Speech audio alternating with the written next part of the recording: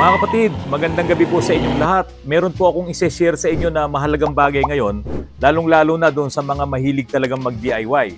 At karamihan ng mga naka-common rail ang inyong mga makina, yung mga diesel engine. Pero bago yon, ipakita ko lang sa inyo, kapag ka umilaw ang inyong ABS, posibleng may sira kayong speed sensor. O ito, speed sensor po para sa ABS. O ayan, bago. Lalagyan natin sa Toyota Vios. Kapag naman umilaw ang inyong airbag, pwedeng sira ang inyong clock spring, pwedeng may naputol na wire na connected doon sa airbag. Pwede rin naman na kinakalas-kalas nyo, nagdi-DIY kayo, tinanggal nyo yung saksakan ng airbag, iilaw po yan. O kaya halimbawa ito, tinanggal nyo yan, iilaw ngayon ng airbag doon sa inyong cluster gauge.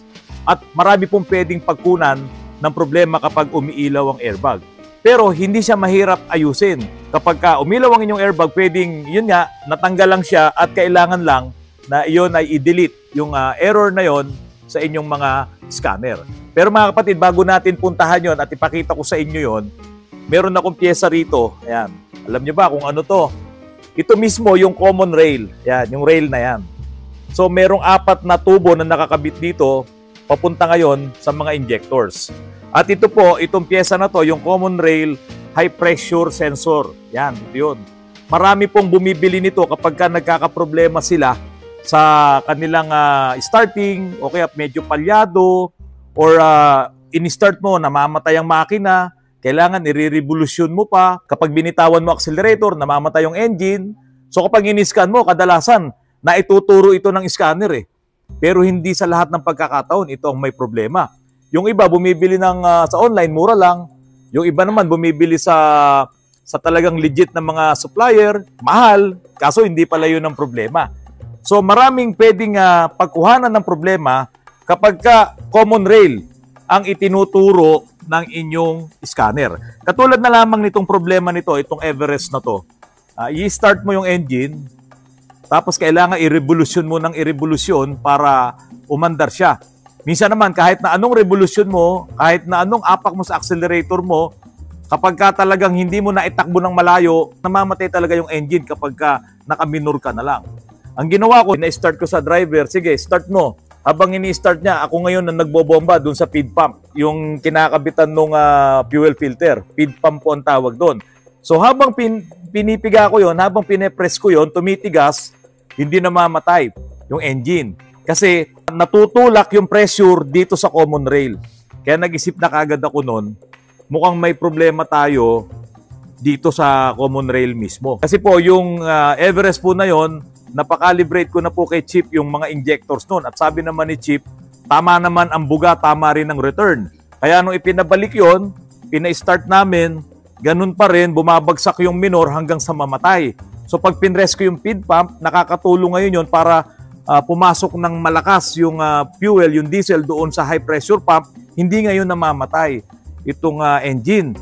So nagkakaroon ng leak dito sa common rail, at kapag nagkaroon ng leak dito sa common rail, syempre mawawala yung high pressure kasi kailangan nito mas mataas ang pressure.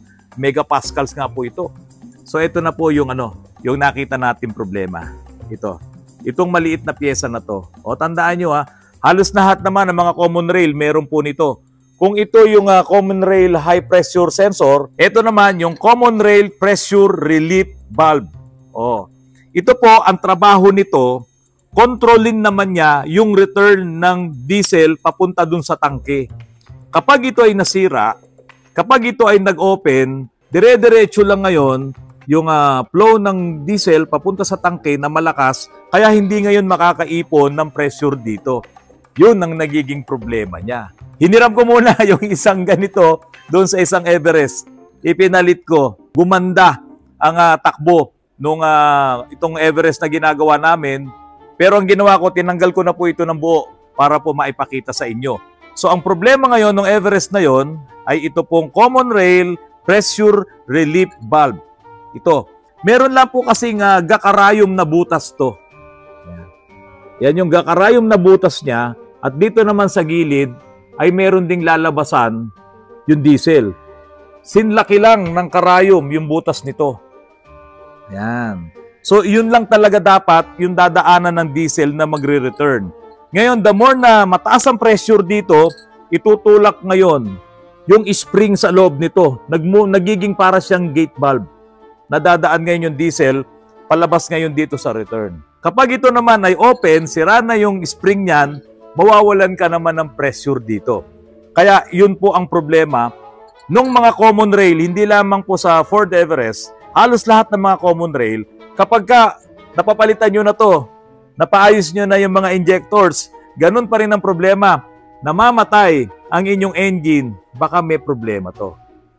Ayan ha, mga kapatid ha. Okay, ngayon po, ipakita ko na sa inyo, itong bisita ko kanina, na 1 taon hindi siya nag-change oil at 15 taon niyang ginamit yung clutch niya. Stuck pa yung clutch niya at pagdating nga daw po dito sa Antipolo, hindi na po siya makakyat dahil sliding na. Ito po mga kapatid, kasi ito walang galawan eh. Sigurado napakadumi ng ano niyan, ng EGR niyan, pati intake manifold. Hindi ko pa na Hindi mo pa napalinis yan eh, no? Tapos doon ngayon, may tagas ng langis doon. Ayun, oh. Diba? Okay, sige. So yung mga yan, kasi mamaya baka pag alis mo, ba't nagkatagas ng langis dito? Ito masisilip mo na kagad kung gaano kadumi yung ano. Luwagan mo pa. Luwagan mo pa. Ayan. Kailan ka huling nagpa-EGR cleaning? Wala pa. Ever since? Mga PMS siguro sa ano mismo sa kasa. Mga change oil lang yun. Yun, siguro. Oo, ito kasi ano to eh. Tonyo, hawakan mo dito. Ito ka sa kabila.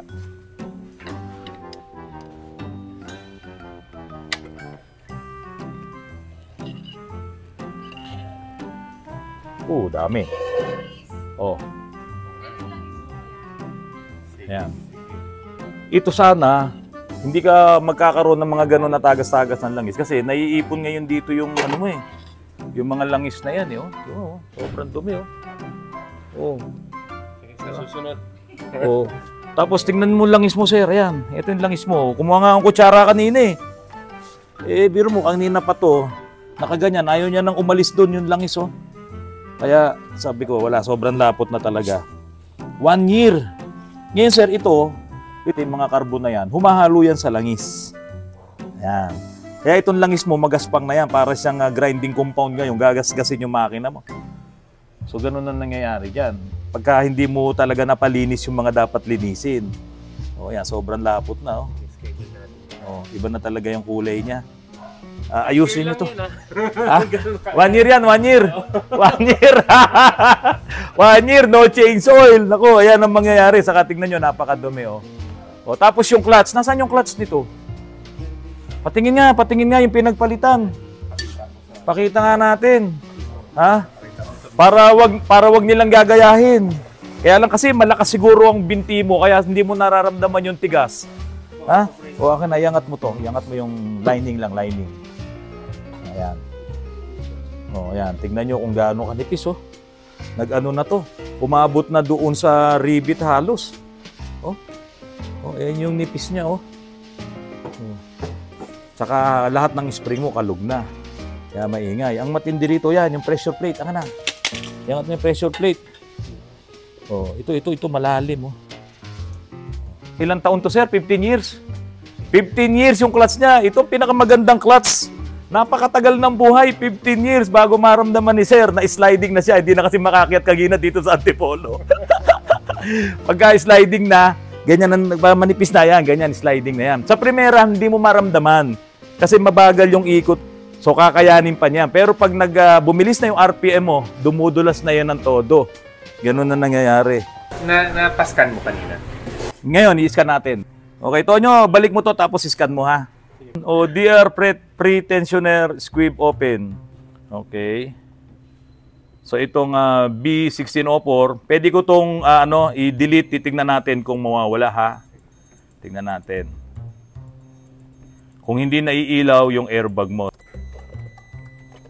Okay, start natin. Ayun, nakailaw yung airbag. Ang airbag ito po Ayun Okay. Start natin ngayon. Nauna na siya nawala ulitin natin. Okay, yun, nakailaw. Tapos, ayun.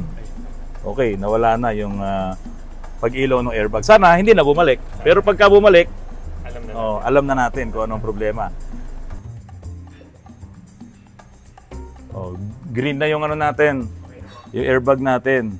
Pero dito sa ETAX, meron ka pa rin saka sa ECM. So meron kang mga wirings na naputol dito. Possible 'yon. May na-damage dito ng mga wires. Mga daga kasi. Ayun, oo. May daga Oo. May mga tayo daga pa minsan dyan. Ayun, oo. So ito pala pinupuntahan ng mga mababait. May mga tayo. Oh, yun, ako. So yun, ang susunod natin, sir. Pero yung sa ECM naman, yun lang naman na can time out ang ating nababasa din talaga. So walang effect yan doon sa performance, doon sa trabaho ng engine. Kunyari wire, di ba? Nangat-ngat ng daga. Ano yun? Anong pwedeng mangyari? Pwede ba ako ma-accident? Dito wala tayong nakita na main problem. So hindi pa niya nadali yung mga matitinding mga wires na kailangan niyang dalihin. So titignan natin yan sa susunod, sir. Kung makabalik ka pa dito, dito sa line sa lean timeout, meron kang problema dyan sa AC can timeout. O ayan, no? Display can timeout. So yung can na yan, yung control area network kasi yan eh. So hindi yung mga wirings na yan pagka naputol, talagang inaano yan ni control area network na nabawasan ako. Nabawasan ako ng load, parang ganun. Doon sa kanya. Kaya lumalabas po talaga yan. Kaya nakalagay diyan not equipped kasi putol siya sigurado. Kulang ng evaporator nung isang araw. Baka yun ang sa aircon. Mas malaki yung possibilities dito na may nginat-ngat talaga si daga. Kaya hindi ngayon talaga ma-recognize. So yung SRS mo okay na siya. Kung hindi na babalik yun, dire-diretso na yun. Nag-change oil tayo, lagay mo yung odor reading natin. Ayan, mileage nakalagay. Tapos yung oil na ginamit mo, any European brand, any 10W30. Maidagdag ko lang, no? Halimbawa, nag-DIY kayo, nagkalikot kayo, at meron kayong mga tinanggal na sakit doon sa mga airbag niya. Pwede kasing may airbag dito sa passenger, sa harapan. Pwede doon sigurado, doon sa steering meron. Pwede rin naman sa mga gilid-gilid, meron yan. Lalo na yung mga high-end na mga sasakyan. Kumpleto hanggang doon sa likod. Nag-DIY ka, tinanggal mo yung sidings, tinanggal mo yung connection ng airbag. Sigurado, mag-check engine yan. Matic na yon at iilaw na ang inyong airbag. So para mawala yon, yun yung ginawa natin. Dinilit natin yung error codes at hindi na nga bumalik. Ngayon, ang problema dito, may mga nginat-ngat ng daga na putol tapos dumidikit-dikit din. Kaya nung dinilit natin, nawala naman siya. So hindi pala sira ang clock spring nito. Ang naging problema po nito, may wire ng nginat-ngat ng mabait at intermittent na nagdudugtong kaya umiilaw yung airbag. So hindi sa lahat ng pagkakataon pag umilaw ang airbag mo sira na. Yung pala, may nabunot ka lang. Matik yung pag binunot mo yan kahit tanggal yung battery, kahit nakatanggal yung terminal, sigurado pagbalik mo, iilaw po ang inyong airbag. Ito kasi nakalock pa yan eh. Pag pinihit ko to, wala na yan sa sentro. So ito ilalagay mo to, nakasentro ang manibela mo, tapos ipoposition mo yan. Saka ngayon pwede mo nang pihitin. Minsan 3 rito, 3 sa kabila. Pag ito tinanggal ko at nawala sa position to, pag pihit mo ng 3 dito, sagad na pala, putol na naman yan. Kaya pag bili nyo, huwag nyo tatanggalin tong lock nya. Yan ay nakasentro sa gitna yan. Kung 3 rito, 3 sa kabila, o 4 o 2, ganun yun. Saka nyo to ilalagay. Okay mga kapatid, natatandaan nyo ba yung Mirage na makina? Yung sobrang duming makina? Ito na po yung makina nung Mirage. So tignan nyo, malinis na malinis na. Nagpalit na tayo ng piston, nagpalit tayo ng piston rings. Kaya po magandang-maganda na yung lapat ng ating mga piston dito sa cylinder. Ayan. Hindi katulad nung nakaraan, talagang ang lakas ng lagapak nito. O ito, clearance na lang po yan eh. Okay, ikutin natin. Ito naman. Halos wala. Pero hindi pwedeng walang-wala po ha. Kailangan meron pa rin siyang gap. Okay, ngayon, ito naman yung kanyang cylinder head. Naku, ito yung napakadumi nung nakaraan. Diba? So, ito yung kanyang BBT. Yan. Tapos, double overhead cam. Itong cylinder head nung nakaraan, sobrang dumi. Ngayon, malinis na. Nagtagal talaga to sa machine shop dahil ibinabad nila to sa solution talaga para mawala yung mga sludge. Yung sobrang dami ng sludge. Tapos, nag-high pressure wash po ito. Ito, tignan nyo, Glenn. Dito. So, niretain natin yung mga barbula kasi okay pa naman. naghasa lang tayo, nagpalit tayo ng mga valve seals. Kasi talagang wala na yung worn out na yung mga valve seals nito. So bukas, bibili pa pala tayo ng timing chain. Yung timing chain po nito na nakakabit dito, hindi na po talaga pwede. Dahil nga doon sa yun ang talagang napuruhan. So sobrang dami ng sludge, biro mo, ikot ng ikot yung ating timing chain dito.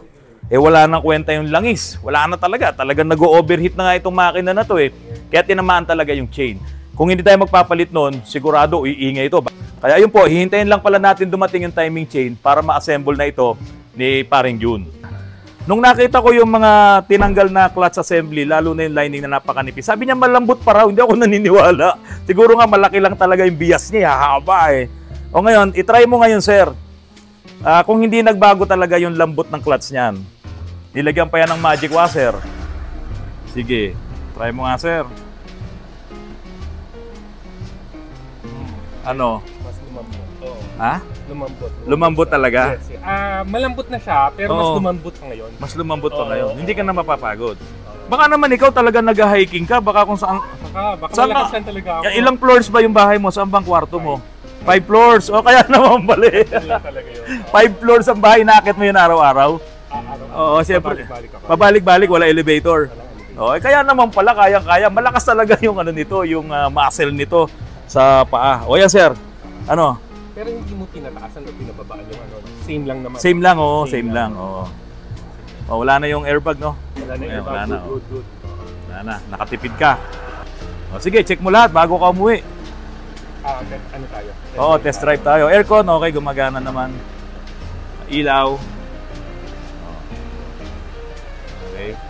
Busina. Ayos. Kulang ng isa. Patay yung isang busina mo. Nasa high frequency ka lang, wala yung low. Mas maganda kung dalawa. Okay.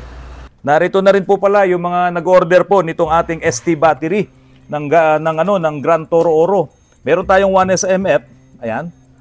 Maintenance free, meron 2SMF at meron din tayong 3SMF na mga baterya. Tignan ko nga itong 3SMF. Medyo nahiwagaan ako dito. Ano kaya itsura din ito? Aba, verde din pala. Ayan mga kapatid Verde din ang kulay niya. Tulad ng ipinakita ko sa inyo noong nakaraan, meron din siyang indicator. Kapag ka green ay good condition, kapag ka gray ay charging necessary, at kapag ka red, voltage insufficient. Mababa or mahina ang voltahe. Kasama na doon yung kuryente. Tingnan natin to. Yung 1SM, titignan ko rin, Glenn, kung gaano kaganda. Kasi yung 1SM medyo cute yan buksan ko na ha. Green din kaya? Sana merong ibang kulay. Grand Toro Oro. Ayun, ganun din. Medyo cute itong 1SM. Tsaka mas mataba siya ng konti doon sa mga regular na 1SM battery. Baka mas malakas to. Saka 40 ampere hours pala. Kaya medyo malakas itong mga 1SMF maintenance free na battery ng Grand Toro Oro. ST battery, no? Speedtech battery.